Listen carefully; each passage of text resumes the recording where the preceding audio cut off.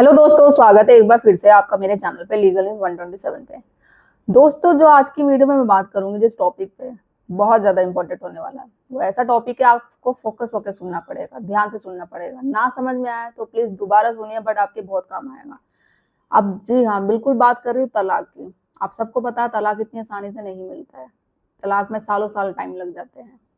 But आज की video में एक ऐसा आपको बताऊंगी तरीका, ऐसी टेक्निक बताऊंगी जिससे आप मतलब बहुत ही कम लोगों को पता होता कि वो है। क्योंकि डिवोर्स पिटिशन डालने के लिए आप सबको यही डर लगता है कि भाई हम तलाक की पिटिशन डालेंगे तो इसमें एलिमनी देनी पड़ेगी।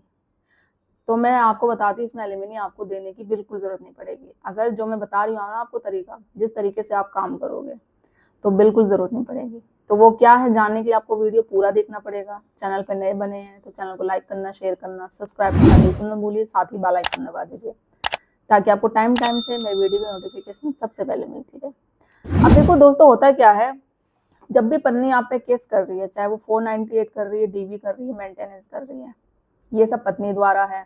आप क्या है, आप तो रिस्पोंडेंट है। बचाना किसका बचाया किसको जाएगा, रिस्पोंडेंट को, सिंपल सी। बट होता क्या है, पत्नी कोर्ट जो सबसे पहले चली गई, कोर्ट जो सबसे पहले पहुंच रहा है वही बेचारी है, उसी को बचाने की कोशिश करते हैं। उसके पास कोई सबूत नहीं है, आरोप वो भरपूर लगा रही है, आपको, अपनी पूरी फैमिली को फंसा रही है। बट बचाया उसको ही जाएगा। सबूत की डिमांड करो तो सबूत कोई नहीं है।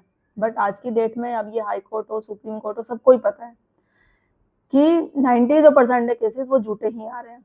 अब जो सच भी केसेस आते हैं ना, जो महिला जिनके साथ सच में अत्याचार होता है वो जाती भी है, तो फिर भी विश्वास करना इम्पॉसिबल हो जाता है। सबूत मांगा जाता है, सबूत दिखाओ तो फिर होगा।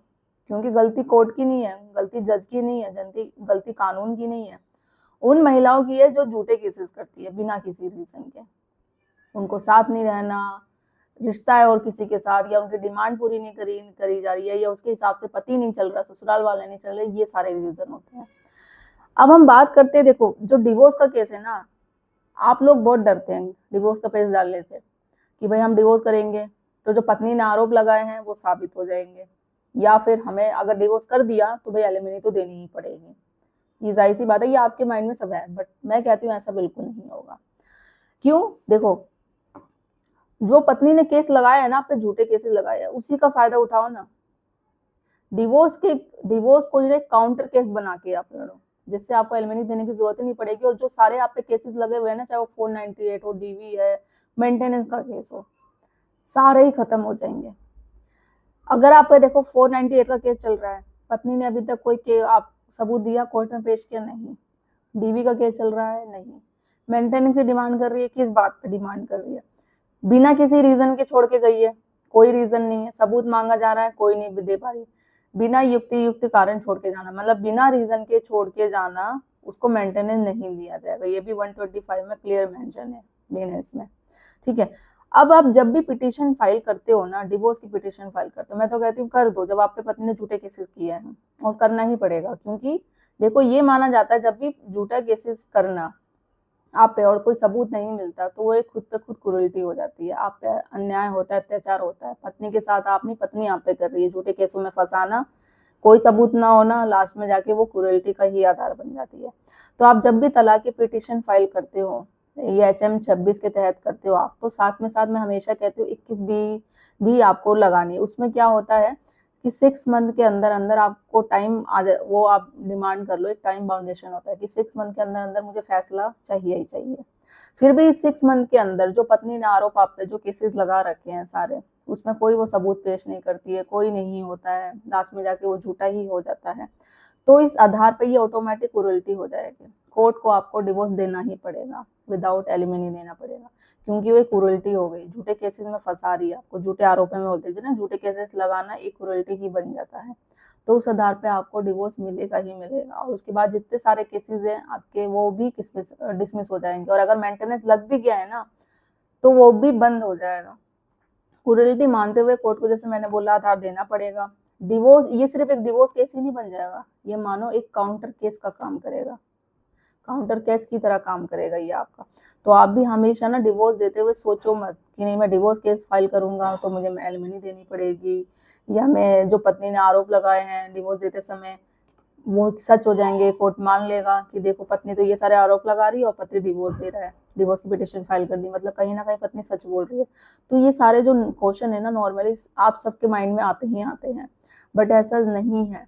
पत्नी ने अगर झूठे केसेस किया है, झूठे केसेस को प्रूव नहीं कर पा रही, सबूत नहीं दे पा रही है, तो वो एक खुद ही क्रूरल्टी बन जाएगी। मतलब आप पे हो रहा है, झूठे केसेस में फंसा रही है, और अभी तक 6 महीने का जब आपने 21 की एप्लीकेशन लगाई फिर भी कोई सबूत तक नहीं दिया, तो उस आधार ये ऑटोमेटिक आपका क्रूरल्टी बन जाएगा, और ये डिवोर्स केस नहीं एक काउंटर केस बन जाएगा, जिसमें आपको डिवोर्स आसानी से मिल जाएगा, एलिमनी देने की जरूरत नहीं पड़ेगी। और ये भी सारी चीजें मेंशन है, बिना युक्त कारण छोड़ के गई है, मतलब बिना किसी रीजन के छोड़ के जाना। उससे जब पूछा जा रहा है, अगर वो कहती है कि नहीं मैं नहीं जाऊंगी, क्यों नहीं जाएगी भाई, रीजन बता। तो मुझे जान का खतरा है। तो जान का खतरा कैसे है भाई, किसने धमकी दी है, मारा है, पीटा है, कुछ भी, कुछ तो बताओ। तो कोई सबूत नहीं है। और वो अब ये भी जब मुझे कहती है भाई, आमतौर पर पत्नियां यही कहती है कि मुझे मार पीट के घर से भगाया गया, धक्के मार के भगाया गया, सबूत की बात तो किसी ने कुछ देखा ही नहीं। और एक्चुअली फैक्ट ये होता है, वो तो पति से पूछा जाए वो कहते हैं ये तो अपने आप ही चली गई थी, अच्छी खासी गई थी, मुझे पता ही नहीं था, या बोल के भी गई थी, बहुत रीजन होते हैं। फिर वहां जाके कुछ टाइम के बाद 2-3 दिन बैठ के भाई केस कर दिया, 498 कर दिया, घरेलू हिंसा कर दिया, और इतने इतने आरोप लगा दिए। कभी तो 354, 377 बहुत सारे लगाए जाते हैं फैमिली पे।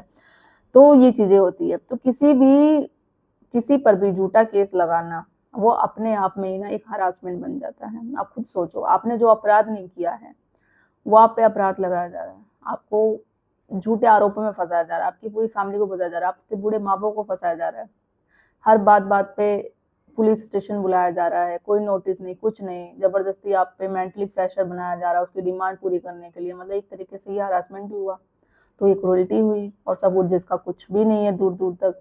तो यही एक आधार है ना आपका, जो ये काउंटर केस बन जाता है। तो डिवोर्स केस को एक काउंटर केस की तरह लड़ो, और डरो मत डिवोर्स की पिटिशन फाइल करने से, बिल्कुल आपका डिवोर्स होगा ही होगा, और इसमें आपको एलिमनी देने की जरूरत नहीं पड़ेगी। तो ये है फैक्ट, बहुत सारे लोग नहीं जानते कि अगर उन पे पत्नी ने झूठा केस किया है ना, तो उसी का फायदा उठाओ, उसको उसी केस में फंसा दो, उसी से फायदा लो आप, आगे जाके वो खुद पछताएगी। देखो अगर उसको घर वापस आना होगा जब आप ऐसा करेंगे, क्योंकि उसको तो पता चल जाएगा भाई सबूत तो कुछ है नहीं, बिना रीजन के क्या है, कोर्ट भी सबूत मांग रहा है। अब उसके पास दो ही ऑप्शन होगी, या उसको सच में अपनी गलती का पछतावा होगा तो वो आएगी, नहीं पछतावा होगा तो वो आना ही बंद कर देगी कोर्ट केस में, और फिर वो एक्स पार्टी वैसी हो जाए, एक्स पार्टी हो जाएगा, तो फिर उसमें भी आप फायदा आपका ही होगा। तो ये रीजन है। और अगर पत्नी आने को बोलती है, मैं हमेशा कहती हूँ उससे लिखवा के लो, सारे केस डिसमिस करवा के लो। अगर वो नहीं करती है तो मतलब नहीं, उसका फिर वो एक नया प्लान है, नया गेम है, वो आएगी, सबूत बनाएगी, फिर आपको और आरोपों में फंसाएगी। तो इससे बेटर है जब आपने पहले ही पूरी कोशिश करके देख ली। मैं तो यही कहती हूँ, जब कोर्ट में आपका केस नहीं गया है, कोई एफआईआर, कोई कंप्लेंट नहीं हुई है, तो कोशिश करो मनाने की, क्योंकि अगर एक बार केस चला गया पुलिस, थाने, कोर्ट, कचहरी, तो समझ लो वहां जाते ही आप लोगों का रिश्ता खत्म ही हो जाता है। फिर एक विश्वास होता है ना करना हस्बैंड का वाइफ पे या वाइफ हस्बैंड पे, वो पॉसिबल नहीं होता, क्योंकि एक बार जब ट्रस्ट टूट गया तो दोबारा जुड़ना पॉसिबल नहीं है। तो पहले ही कोशिश कर लो, ताकि बाद में जाके पछतावा ना हो कि मैंने कोशिश नहीं करी, मैं गया नहीं, मैंने मनाने की कोशिश नहीं करी, या फिर मुझे चले जाना चाहिए था, मैंने ज्यादा रिएक्ट कर लिया, मुझे वापस अपने ससुराल जाना चाहिए था, इतना बड़ा इशू नहीं करना चाहिए था, मुझे अपने माँ बाप की बातों में नहीं आना चाहिए था।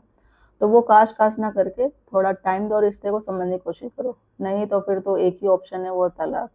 आधार देखो जो होते हैं आपके पास, अडल्ट्री का है ग्राउंड, आपने नॉर्मल वर्बली बोल दिया, तो वो बोलने से नहीं, आपको प्रूव करना पड़ेगा, सबूत देना पड़ेगा। या पत्नी ने 2 साल से ऊपर डिजर्शन छोड़ आपको कर रखा है, मतलब परित्याग कर रखा है, तो उस आधार पर भी आपको तलाक मिल जाएगा।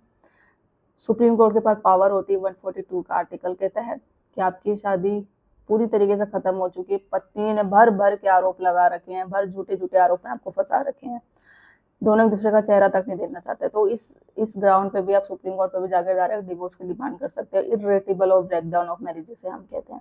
तो ये चीज है, डिवोर्स को काउंटर केस की तरह यूज करो, तो आपको डिवोर्स भी मिलेगा और एलिमनी देने की भी जरूरत नहीं पड़ेगी। तो आशा करती हूँ आपको वीडियो समझ में आई होगी। कुछ क्वेरी है तो आप कमेंट में करके जरूर पूछ सकते हैं, और मेरी वीडियो को उन लोगों तक पहुंचाओ जैसे जो आपकी तरह ही पीड़ित है, तो उनको भी काम आए। तो चैनल को सब्सक्राइब करना बिल्कुल मत भूलिए, पसंद आई तो लाइक भी जरूर करिएगा। जल्दी मिलती हूँ मैं कैसे इंफॉर्मेटिव वीडियो के साथ, तब तक के लिए थैंक यू।